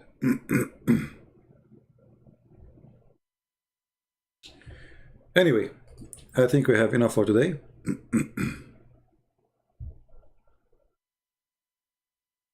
Is that what you are looking for? I don't know what is that. Anyway, you got the idea. You know, this is a very trashy cult. I mean, who in the world wanna believe in such a garbage? Garbage in, garbage out. Go and read. We cannot compare, forgive me, Lord, for saying this, but go read any speeches of the disciples or the words of Jesus and compare between what they say and this garbage here. I mean, how in the world anyone wanna believe in such a garbage?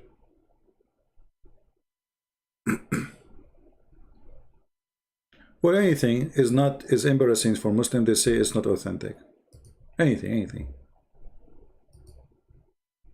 And anything, even if it's not authentic, the Muslim, they will say it's good. As an example, Muslim, they say to you, Muhammad, he said, seek knowledge, even if it's in China. But this does not exist. This hadith does not exist. Nobody agree with it. But they like it. They promote it. The Prophet said so. Seek knowledge even in China. But the Prophet himself did not know how to write, how to read according to you.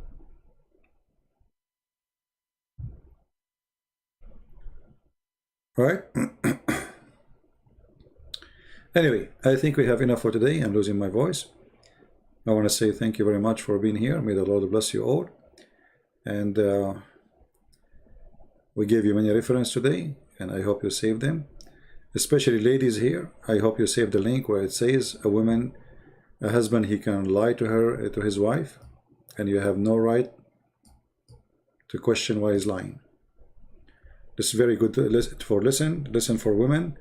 So if you're ever a Muslim trying to fool you to make you marry him, first of all, a Christian woman, she cannot marry a Muslim. This is not marriage, this is adultery.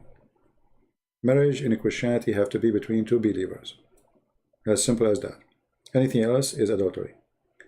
Secondly, Muslims don't believe in marriage. It's just a sex contract. This is why he can release you by making one statement. It's a contract in the hand of one person. Number 3, Muslim, he have no problem lying to you, and we showed you the reference. Number 4, he can sleep with many as he want, additional to you, and he have no problem.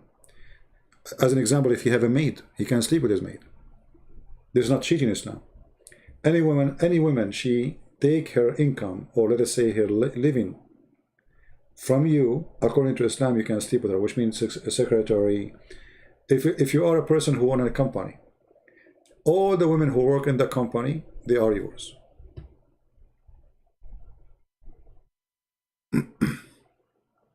Nikah does not mean marriage, it's mean the F word.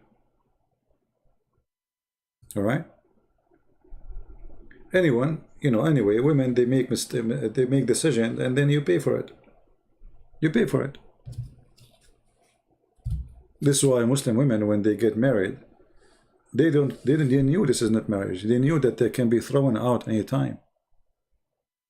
And like in America, if you or in the West in general, if you divorce your wife, she will take half of your money.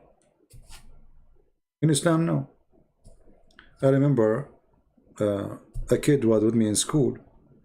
He did not come for a few days, so we check on him.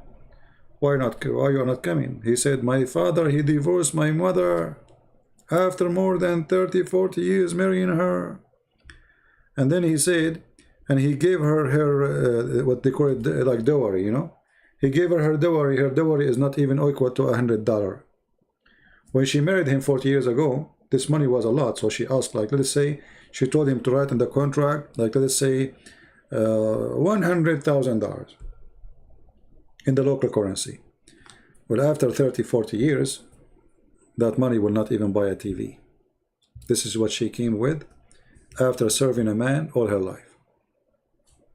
He threw her like a piece of garbage because she is now old, and he got a brand new wife. She is very young. Right? You are going to marry my daughter. First of all, I don't have a daughter. I'm not married. Secondly, my children will be very educated, and they will make your daughter leave Islam, and they will spit at you because obviously you are a filthy person coming here to insult me, saying you will marry my daughter. A filthy person like you is not allowed even to get close to my daughter if I have one. Go and find someone she do mut'ah, like your mother as an example. We can show you right now the fatwa that you can have sex with your mother. Actually, in the Shia Pan, the website we showed you, it says that. It says you can have sex with your mother. All right?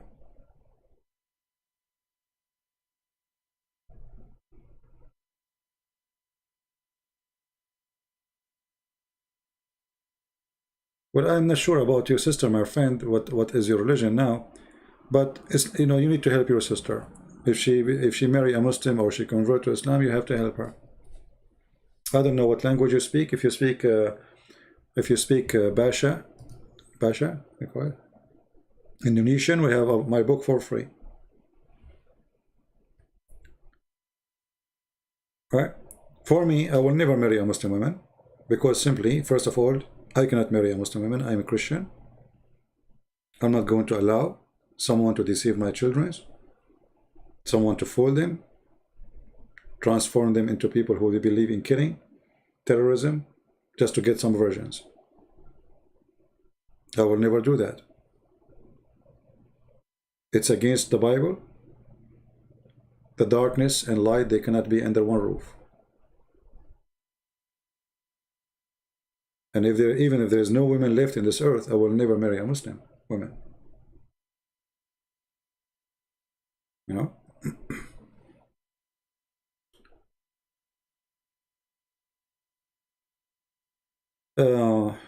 And why? I mean, why anyone want to do that? I mean, there's hundreds of millions of Christian women. Why you want to marry a Muslim woman? And why women should want to marry a Muslim man? Why there's no men left?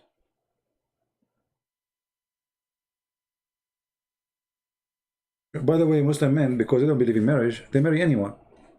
It's very easy for them to marry you. They marry you 2 weeks after they dump you, because marriage for them is just to sleep with you. It's not like to make a family. You might, like, let's say, you might get lucky. Someone who is coming from a good family is different, maybe. I mean, but this is very, very rare. Very rare. Right?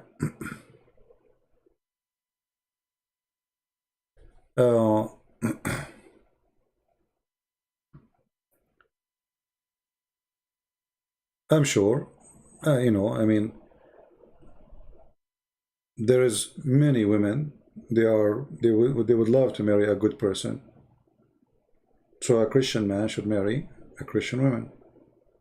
Someone agree with you, believe in the same belief you believe, so your children will not be confused and they will not be victims of your stupid decision. We don't want that in your life.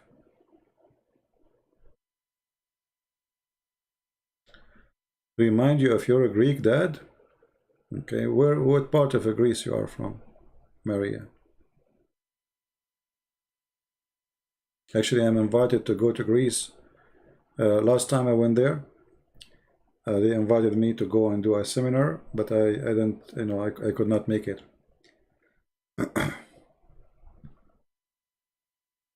Yeah, I love it. Actually, I love Greece. Very beautiful country and very nice people. Tell us about the source. What source? You Muslim have no source.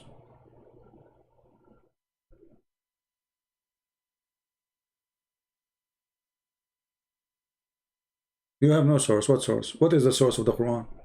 Nobody. A guy, he claims somebody squeezed him and he gave him verses. What is your source? Do you have source? And where is the Quran? The Quran itself, you don't have it. It's the gospel? What gospel? And you know, one of the stupid things in Islam, by the way, is Muhammad using words he should not use. As an example, look, if you ask Muhammad, what is the name of the book of the Christians? He say Injil. But Injil is a Greek word. So Allah called the gospel Injil?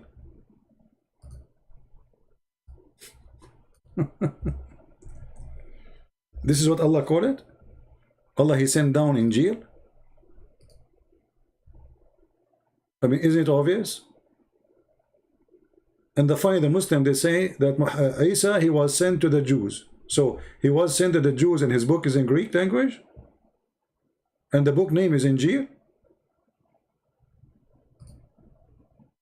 I mean, have you ever heard of a stupid cult like this? Why Allah is calling the book Injil? Allah, he speak Greek? Isn't it your God, Allah, he says, we never send a messenger except in the language of the tongue of his people? So the people of Jesus now, they are Greek people? This is a contradiction for the Quran. The Furqan is supposed to, the Muslim, they claim that this is additional name for the Quran, but no. It's supposedly the book who will show you the difference between the truth and the false. But it doesn't make sense.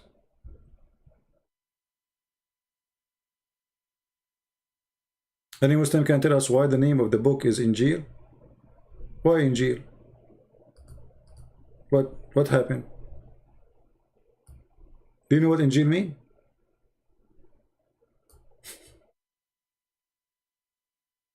Stupid cult.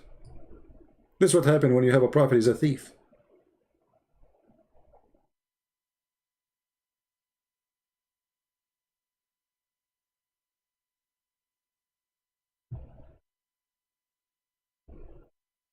And this will remind me when Muhammad, he spoke about the father of Abraham,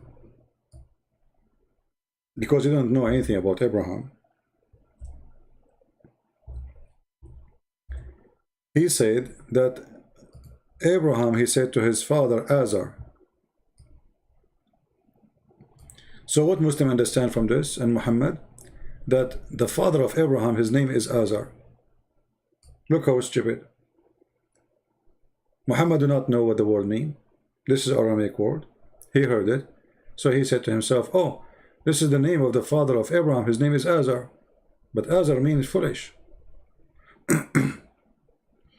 So the stupidity of Muhammad is beyond imagination. He was quoting from the book of Waraq ibn Nawfal that Abraham, he said to his father, foolish, are you going to worship idols? So the stupid Muhammad, he thought that the word foolish is the name of Abraham's father.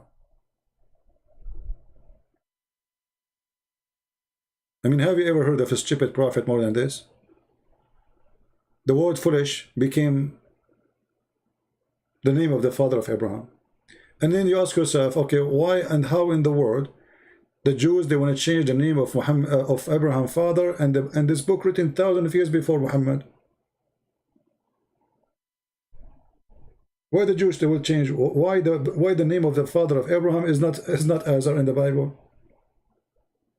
What happened? Huh? Well, this is what happened when you have an Azar prophet. His name is Muhammad. So the word foolish, because Muhammad, he look, it says his father Azar. So Azar, what does that mean? Because it's a foreign word, they don't know what it means. So they thought this is a name. So he said to his father Azar, they thought this is the word mean, that his father, his name is Azar. And the same goes all over. Mary, the mother of Jesus, her father is the same father of Moses.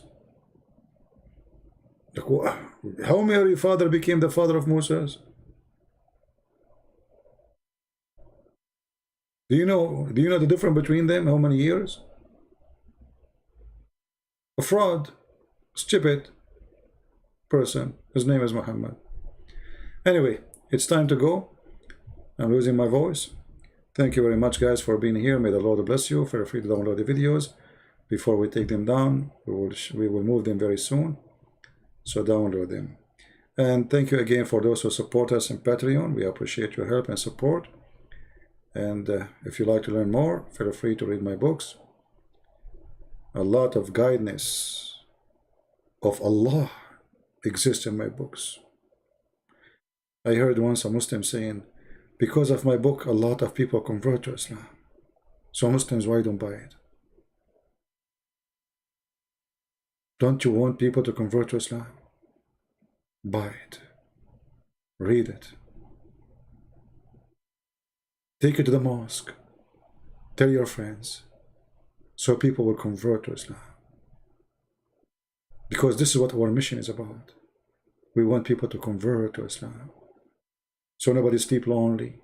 You go to bed, you will find a lot of women have no panties. Oh, beautiful.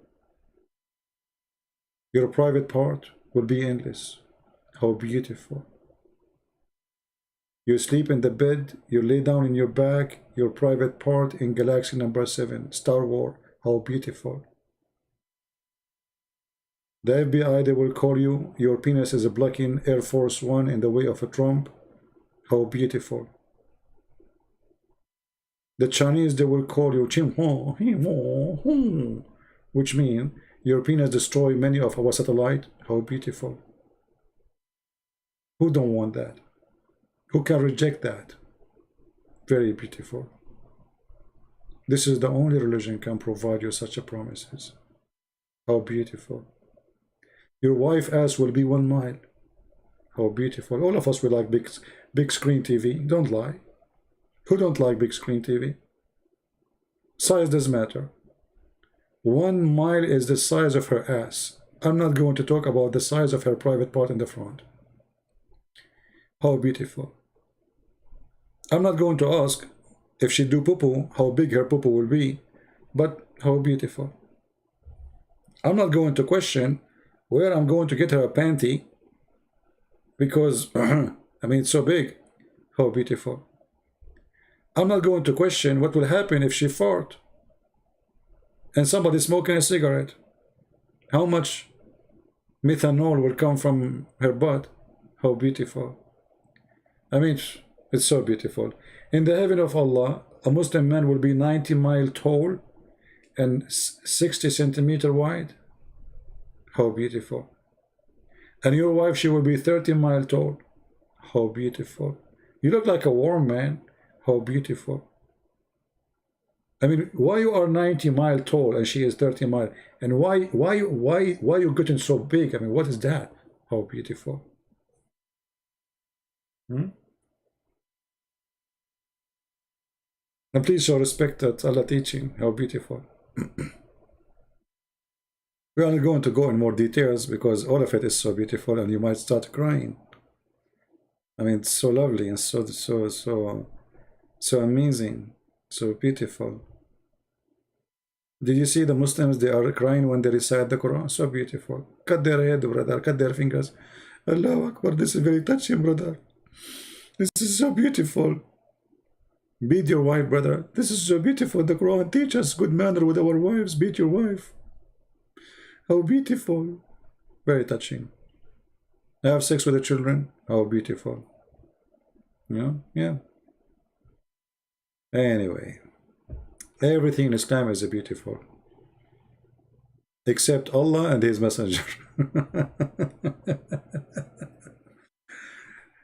Final word. This is how I see Islam. Islam is like a grave covered by marble from outside, but inside it's a grave. It doesn't matter how much money you spend on it. It doesn't matter what kind of a granite and marble you cover it with. It's a grave. Islam is a grave. And those who believe in Islam, they are dead people. They lost God. They have no salvation. Only the Messiah can save you. Only the Messiah have no sin. Only the Messiah have authority. And even in your stupid cult, the Messiah right now, as we speak, he is in heaven, and your prophet is dead, rotting with ants and cockroaches. Only one is a living God. Is my God. Even in your book, my God, the Messiah, is alive. Once an old man, a big sheikh, he asked my father, he said to him, you are a very important man from a very important family. Would be great if you convert to Islam and follow Prophet Muhammad. My father politely, he said to the man, he said, well, just a question. Where is the Prophet Muhammad now? He said to him, he is dead. He said to him, where is Jesus now? The man, he said, he is in heaven, alive. So my father, he said, well, for now, I'm going to follow the living one. You follow the dead. Only fool, they follow the dead because they have the brain. We follow the living Messiah. Even in your cult, you cannot deny that he is the living Messiah. While everybody die, the Messiah is in the sky, watching us, laughing at the fool, feeling sorry for the dummy, and asking us to save you. We are following the living God. You are following the dead Muhammad. And the Lord, the Messiah, he said, let the dead bury the dead. All of us, we are dead. It's just a matter of time. But there is people that will be remembered, and there is people who will not be remembered. And we want to be sure that every single one of you will be remembered. How? By saving somebody before you go. Don't think and don't ever think that you should not care, because time will go and you will go. And you better take with you some fuel, some investment. But this investment is not money. It's not oil. It is saving others. God don't want selfish people to be in his house. He wants loving people. And loving people, they save others. Care for others. So imagine you spend your life, all your life is gone, and you could not even save even your son to believe in Jesus. Or your daughter, or your wife, or your husband. You could not just guide anyone. You could not help anyone. So what you did, how you spend your life. Time will come and your life will be taken from you. And then everything you did is going to be written in the book of life or the book of death.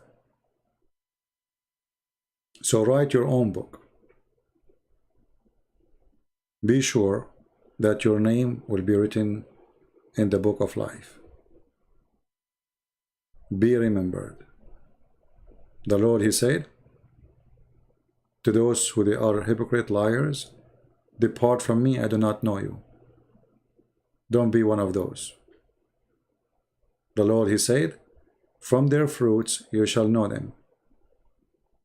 Ask yourself today before you go to bed, what fruit I had for the Lord through all my life until now. If the Lord, he took my soul tonight and I did not wake up in the morning, what is my fruits? That question, nobody can answer it but you. And if you have no fruits, you better work hard, because he will recognize you from your fruits. And the fruit is not the money you give. It's not the donation. Those things happen automatically from a person who have a belief. You cannot bribe God. We are not Muslims. If you give me donation, you are not going to go to heaven. No. You cannot bribe God. You cannot. People who do give the poor, people who help missionaries, they are doing that. This is automatic because they are good. They have good heart. The fruit is all and everything you believe in and you do, not just one thing. Don't be a fool. Say, okay, I am a sinner, I am bad, I'm going to do this and that, and then I'm going to give $5 to the church, and that supposedly will make you a good person. No. You cannot bribe God. The fruit we are talking about is not about money. The fruit we are talking about is about loving others, saving others, and not to be selfish. And that will solve many problems in life for people around us. So if you are a mother, love your children. If you are a husband, love your wife.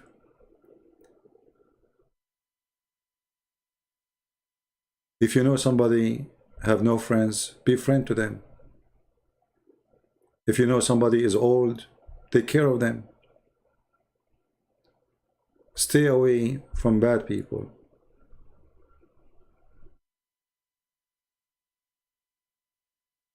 But yet, try to teach them how to be good. There's many things we can do to get the good fruits. And the best fruit you do, you bring someone who don't believe in Jesus to believe. That is your best investment. Never go to God alone. He say, God, look, all those behind me, they were not believing in you, and I brought them to you. Then you deserve to be who you are. I am Siri. I am Siri. This is iPad talking. iPad have a fruit better than others. Anyway, thank you all for being here. We have Muhammad Saeed. He posted sources for you. And Muhammad Saeed, he is the person who have a lot of sources. Before we go, Muhammad Saeed, as long as you are talking about sources, do you agree with your prophet when he said that shaitan, he fought when you say the name of Allah? Do you agree?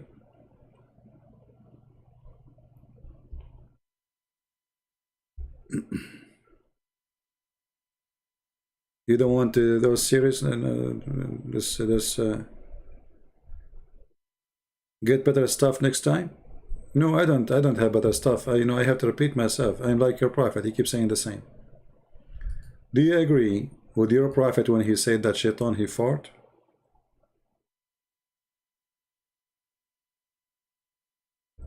When he heard the name of Allah? I'm just trying to examine the intelligence you have.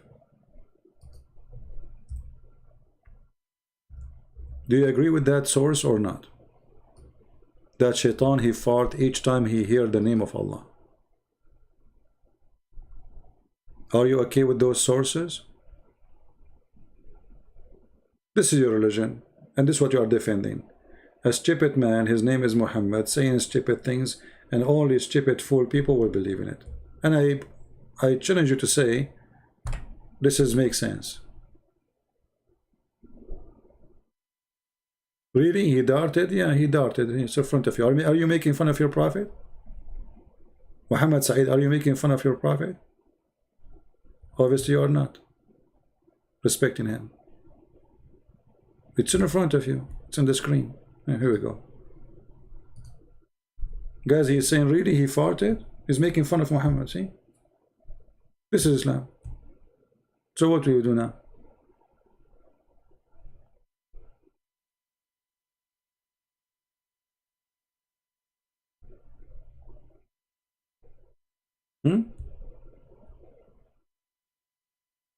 Do you have a resource against this resource?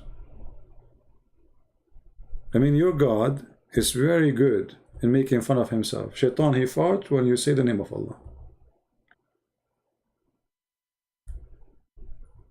Wisdom, knowledge, that's deep. That's yoga. Don't tell that to the Hindus. They will make a story about it. They will start doing farting too. Right? Don't you want to give us some source of this? Well, what is the proof? How your prophet, he knew Shaitan, he fart?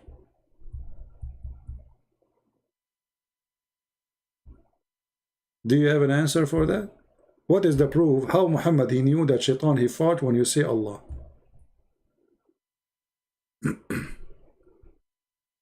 Where he is farting? It's in front of you. It says farting. Here we go.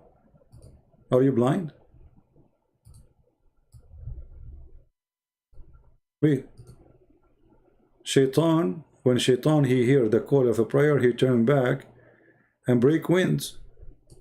Do you see the word break wind? In Arabic is durat. Yeah, he fart. Only prophet of God he have such information, obviously. I mean, a normal person he will not have. So either you have to accept that Muhammad is a stupid, crazy person, superstition, full of garbage stories, or you which one you accept? Tell me, do you accept this story?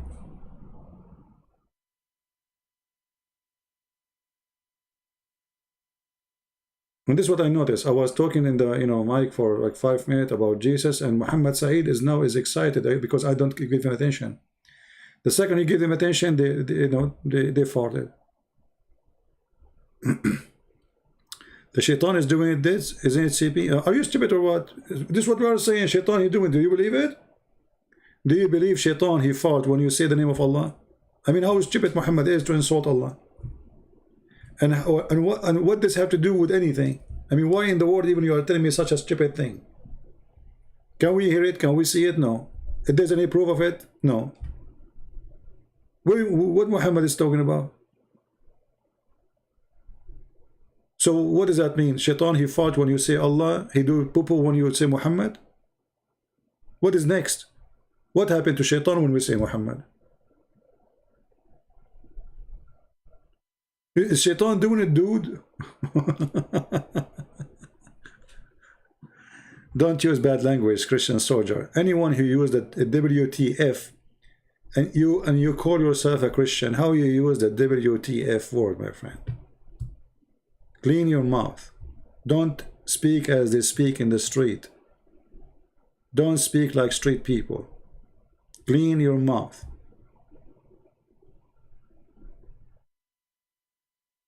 Learn how to speak decent. Decent language is good. Filthy language will not make any better of us and will not make people respect me or respect you.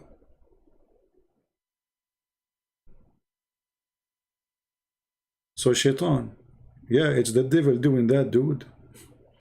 The dude is you. You are doomed. Shaitan, he fought. Prove it. This is explain why the mosque smells so bad. You know, in the Middle East, we always use the mosque as a bathroom because there's mosque in every corner. So you're like you are walking the street, you don't know where to go. The mosque. You will see the mosque. Everybody's going to the mosque, but not to pray, especially in a busy area like market area. They go inside the bathroom. Everybody is going to the bathroom. Nobody is going to pray.